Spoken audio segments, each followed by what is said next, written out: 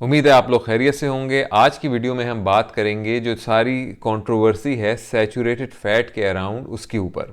Saturated fat हमें कितने खाने चाहिए, हमें ज़्यादा खाने चाहिए या कम खाने चाहिए, इन सारे सवालात के ऊपर हम गौर करेंगे। अब सैचुरेटेड फैट के अराउंड जो कंट्रोवर्सी है वो इस चीज़ के ऊपर से शुरू होती है कि एक तरफ तो जो डाइटरी गाइडलाइंस हैं उसमें ये कहा जाता है कि आपकी जो टोटल कैलोरीज की जो कंजम्पशन है उसका सिर्फ और सिर्फ 10% हिस्सा सैचुरेटेड फैट से होना चाहिए। लेकिन दूसरी तरफ अब ये सारी नई रिसर्च आ रही है जो कि ये कहती है कि सैचुरेटेड फैट आपकी सेहत के लिए इतने ज़्यादा नुकसानदेह नहीं है। तो हम इस वीडियो में इस चीज़ का जायज़ा लेंगे कि हकीकत है क्या। तो 1950s के स्टार्ट से जो है अमेरिका के अंदर, यूएस के अंदर दिल की बीमारियां बढ़ना शुरू हुई, कार्डियोवैस्कुलर डिजीज़ में इजाफा हुआ। तो सबसे पहले लोगों ने अपनी डाइट की तरफ देखा कि क्या डाइट में कोई ऐसी चीज़ है जिसकी वजह से ये चीज़ हो रही है पैदा। तो सबसे पहले साइंटिस्ट और रिसर्चर्स ने सैचुरेटेड फैट को कसूरवार ठहराया इन दिल की बीमारियों का सबब बनने की वजह से। और उसकी वजह ये थी कि जो लेबॉर्ट्री के अंदर, लैब के अंदर जो रिसर्च हुई जानवरों पे और इंसानों में, उससे ये साबित हुआ कि अगर आप सैचुरेटेड फैट अपनी डाइट के अंदर लेंगे तो उससे आपके जिस्म के अंदर कोलेस्ट्रॉल का बिल्डअप होगा। उसके बाद 1970s में एंसेल कीज, जो कि बड़े मशहूर न्यूट्रिशनिस्ट और रिसर्चर थे, उन्होंने कोई तकरीबन 13,000 मेल्स की स्टडी की और तकरीबन 7 ममालिक के अंदर, और उससे ये उन्होंने साबित किया कि जिन लोगों की खुराक के अंदर ज़्यादा सैचुरेटेड फैट शामिल होता है वो दिल की बीमारियों का में ज़्यादा मुब्तला होते हैं बनस्बत उन लोगों के जिनकी खुराक के अंदर मछली, ग्रेन्स, वेजिटेबल वगैरह शामिल होती है। अब ये तमाम रिसर्च जो मैंने आपको बताई है ये बड़ी पुरानी रिसर्च है, तकरीबन 50-60 साल पुरानी रिसर्च है। और इस रिसर्च की बेस पे जब यूएसडीए यानी कि यूएस का जो डिपार्टमेंट ऑफ एग्रीकल्चर है, उन्होंने अपनी डाइटरी गाइडलाइंस शाया की, तो उन्होंने उसमें ये कहा कि आपकी जो टोटल कैलोरीज जो आप अपने जिस्म के अंदर ले रहे हो उनका सिर्फ और सिर्फ 30% यानी कि 30% जो है वो फैट से आना चाहिए, और उसमें भी सैचुरेटेड फैट से सिर्फ और सिर्फ 10% कैलोरीज आपको मैसर होनी चाहिए। इससे ज़्यादा अगर आप कैलोरीज कंज्यूम करेंगे सैचुरेटेड फैट के थ्रू तो आप दिल की बीमारियों में मुब्तला हो सकते हैं। सवाल ये पैदा होता है कि सैचुरेटेड फैट आपको किन खानों से हासिल होता है। अगर आप अंडे खाते हैं, अगर आप मक्खन खाते हैं, अगर आप जानवर का गोश्त खाते हैं, तो इन तमाम चीज़ों के अंदर सैचुरेटेड फैट काफ़ी ज़्यादा शामिल होता है। अगर हम सैचुरेटेड फैट की जो कंट्रोवर्सी है इसको हम और मज़ीद देखना चाहें डिटेल के अंदर, तो हमें इसके तारीख़ी एतबार पर भी गौर करना पड़ेगा। अब 19th सेंचुरी के अंदर या अर्ली 20th सेंचुरी यानी कि 1900s के अंदर जब खाना बनाया जाता था तो उसके अंदर अमूमन एनिमल सोर्सेज ऑफ फैट का इस्तेमाल किया जाता था, यानी कि मक्खन का इस्तेमाल किया जाता था या फिर लार्ड, जिसे एनिमल फैट कहते हैं, जानवर की चर्बी, उसका इस्तेमाल किया जाता था। लेकिन जैसे जैसे अब दुनिया इंडस्ट्रियलाइजेशन की तरफ गई, लोगों की ज़िंदगी और मसरूफ़ होती गई, तो उनके पास अपने एनिमल सोर्सेज ऑफ फैट को जमा करने का टाइम नहीं रहा, तो उन्होंने ये तमाम चीज़ें बाज़ार से ख़रीदना शुरू की। इसके साथ अब एक ओरिजिनेशन होती है फूड इंडस्ट्री की। जब फूड इंडस्ट्री ने देखा कि यार हम ये फ़ैट के ज़रिए जो है खाना बनाने के लिए हम इसके सस्ते तरीके पे भी जा सकते हैं, हम इसके सस्ती सोर्स पे भी जा सकते हैं अगर हम वेजिटेबल ऑयल्स की तरफ जाएं। तो उन्होंने वेजिटेबल ऑयल्स को प्रमोट करना शुरू किया ताकि वो ये दिखा सकें एडवर्टीजमेंट के थ्रू कि वेजिटेबल ऑयल्स आपकी सेहत के लिए ज़्यादा मुफीद हैं एनिमल सोर्सेज ऑफ फैट के मुकाबले में।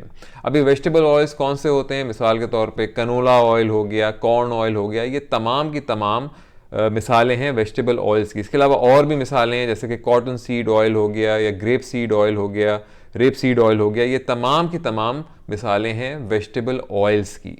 अब जैसे वेजिटेबल ऑयल्स और ज़्यादा पॉपुलराइज होते गए माशरे के अंदर, तो फूड इंडस्ट्री ने हाइड्रोजनेटेड वेजिटेबल ऑयल्स भी बनाना शुरू कर दिए। इन हाइड्रोजनेटेड वेजिटेबल ऑयल्स की खासियत ये है कि ये रूम टेम्परेचर के ऊपर सॉलिड रहते हैं, यानी कि उनकी जो शक्ल होती है वो इस तरह की होती है जैसे कि मक्खन या घी की हो रूम टेम्परेचर के ऊपर। इनकी मिसालें हैं मार्जरीन या बनास्पति घी, जिसे हम कहते हैं। बनास्पति घी और मार्जरीन दोनों ही वेजिटेबल ऑयल से बना हुआ होता है। ये पार्शली हाइड्रोजनेटेड या हाइड्रोजनेटेड वेजिटेबल ऑयल्स की एक शक्ल होती है। अब सवाल ये पैदा होता है कि जब ये माशरे के अंदर ये चेंजेस हो रही हैं, लोग जो हैं एनिमल सोर्सेज ऑफ फैट की तरफ से हट के वेजिटेबल ऑयल्स की तरफ जा रहे हैं, तो इन तमाम चेंजेस के साथ आपके दिल की बीमारियों में क्यों इजाफा हो रहा है?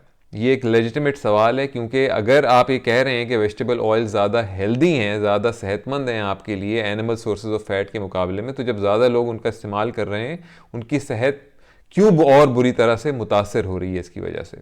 अब एक और जो नुकसान है वो आपको सैचुरेटेड फैट वाली डाइट से हटने से हो सकता है, वो ये है कि अगर आप अपनी डाइट में से फैट का खात्मा करना चाहते हैं तो आप अमूमन लो फैट डाइट की तरफ जाते हैं। अब बाज़ार के अंदर जो भी लो फैट अशिया मिलती हैं उनके अंदर अमूमन ज़्यादा कार्बोहाइड्रेट्स होते हैं और या तो उनके अंदर एडिड शुगर डाली जाती है ताकि उनका टेस्ट बेहतर बनाया जाए।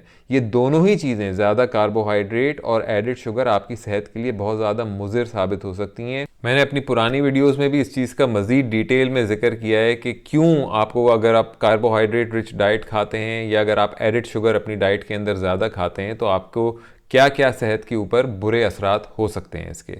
अब आखिर में हम ज़रा जिक्र करते हैं इस चीज़ का कि साइंसी एतबार से रिसर्च क्या कहती है सैचुरेटेड फ़ैट के हवाले से। अब जो तमाम जो गाइडलाइंस जो आई हैं यूएसडीए की या और मुल्कों के अंदर जो डाइटरी गाइडलाइंस आई हैं वो बेसिकली उस रिसर्च के ऊपर मुश्तमिल हैं जो कि 50-60 साल पहले हुई थी, जिसके अंदर ये साबित किया गया कि सैचुरेटेड फ़ैट अगर आप अपने खाएंगे तो आपका कोलेस्ट्रॉल लेवल बढ़ जाएगा जिस्म के अंदर।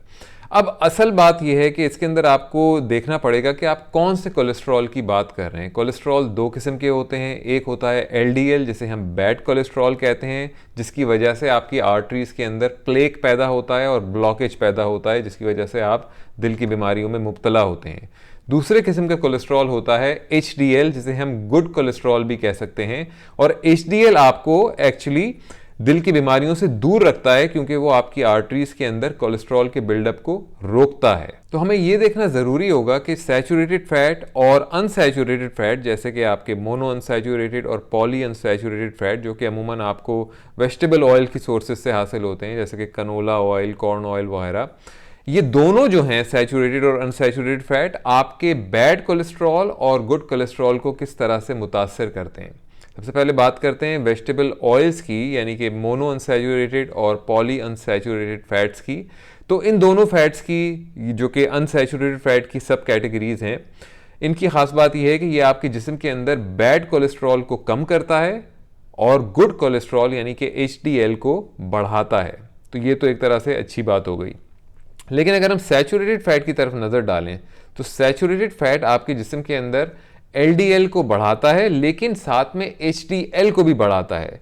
अब ये चीज़ क्यों इंपॉर्टेंट है? ये चीज़ इसलिए इंपॉर्टेंट है कि जो नई रिसर्च है वो ये साबित करती है कि आपके जिस्म के अंदर एलडीएल के लेवल अलग से और एचडीएल के लेवल अलग से कोई ख़ास इतना ज़्यादा फ़र्क नहीं डाल सकते हैं। असल चीज़ जो इंपॉर्टेंट है वो ये है कि एचडीएल और एलडीएल का रेशो क्या है।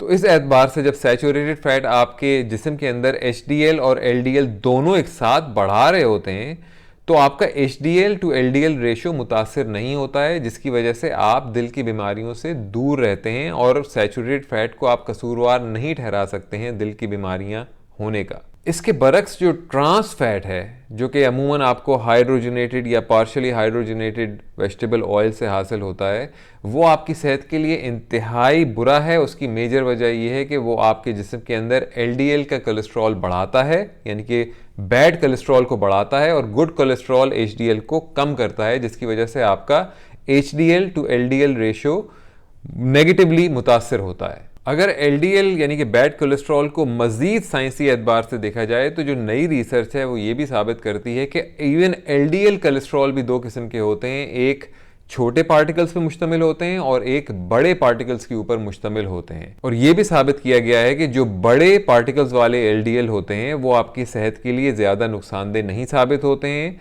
बनिस्बत उनके जो छोटे पार्टिकल्स के ऊपर एलडीएल मुश्तमिल होते हैं।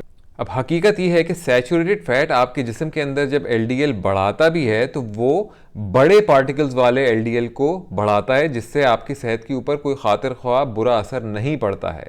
और अगर आप सोचें कि किस चीज़ से आपके जिस्म के अंदर छोटे पार्टिकल वाले एलडीएल की तादाद में इजाफा होगा तो वो है कार्बोहाइड्रेट्स। जी हाँ, यानी कि शुगर वगैरह जो है या आटा चावल वगैरह वाली जो अशिया होती हैं जो आपके जिस्म के अंदर कार्बोहाइड्रेट का रेशो बढ़ाती हैं, उनकी वजह से आपके जिस्म के अंदर बुरे एलडीएल यानी कि छोटे पार्टिकल वाले एलडीएल का बिल्डअप ज़्यादा होता है। अब इस तमाम इन्फॉर्मेशन से ये साबित होता है कि सैचुरेटेड फैट इन इटसेल्फ आपकी डाइट के अंदर आपका दुश्मन नहीं है। इनफैक्ट सैचुरेटेड फैट आपकी सेहत के लिए फ़ायदेमंद साबित हो सकता है, क्योंकि वो आपके एचडीएल और एलडीएल के रेशियो को मेंटेन करता है। अगर आपकी डाइट में आपकी सेहत के दो सबसे बड़े दुश्मन हैं, पहला है ट्रांस फैट आप हासिल करते हैं मार्जरीन या बनास्पति घी वगैरह से, ये आपकी सेहत के लिए इंतहाई मुज़िर साबित हो सकते हैं, क्योंकि ये एलडीएल और एचडीएल के रेशियो को नेगेटिवली मुतासर करते हैं। और दूसरा आपकी डाइट के अंदर जो सबसे बड़ा दुश्मन है वो है शुगर, कार्बोहाइड्रेट्स यानी कि एडिड शुगर स्पेशली आपकी डाइट में आपका सबसे बड़ा दुश्मन है, क्योंकि वंस अगेन एक तो वो आपको डायबिटीज़ की तरफ लेके जा सकते हैं, और दूसरा हमने ये भी साबित किया है कि वो आपके जिस्म के अंदर छोटे पार्टिकल वाले एलडीएल की तादाद में इजाफा करते हैं, जो कि आपके सेहत को नेगेटिवली मुतासर करती है। इन तमाम चीज़ों को देखते हुए ये कहना पड़ेगा कि जो यूएसडीए की गाइडलाइंस हैं या जो और बाकी तमाम मुल्कों में भी डाइटरी गाइडलाइंस हैं या जो कॉमन नोशन है उसे चेंज करने की ज़रूरत है कि फ़ैट्स आपके दुश्मन हैं और बाकी और तमाम चीज़ें आप खा सकते हैं। इस नोशन को चेंज करना पड़ेगा, क्योंकि फ़ैट्स मुख्तलिफ़ किस्म के होते हैं और इसी तरह कार्बोहाइड्रेट्स भी मुख्तलिफ़ किस्म के होते हैं। तो हमें एक होलिस्टिकली इस चीज़ को देखना पड़ेगा कि कौन से फ़ैट आपके सेहत के लिए जो हैं वो नुकसानदेह हैं और कौन से फ़ैट्स आपकी सेहत के लिए फ़ायदेमंद हैं। इसी तरह हमें कार्बोहाइड्रेट्स में भी ये चीज़ देखनी पड़ेगी। इसके साथ ये भी कहना पड़ेगा कि अगर हुकूमतें चाहती हैं कि उनकी आवाम जो है वो अपनी सेहत को बेहतर बनाए, तो कन्फ्यूजन दूर करने के लिए उन्हें गाइडलाइंस को रिवाइज़ करना पड़ेगा, और उससे ये चीज़ साबित होगी कि मुख्तलिफ़ किस्म के फ़ैट्स आपके जिस्म के ऊपर मुख्तलिफ़ किस्म के असरात डाल सकते हैं। उम्मीद है आपको आज की वीडियो पसंद आई होगी। अगर वीडियो पसंद आई है तो लाइक कीजिए, चैनल को सब्सक्राइब कीजिए और अपना और अपनों का ख्याल रखिए।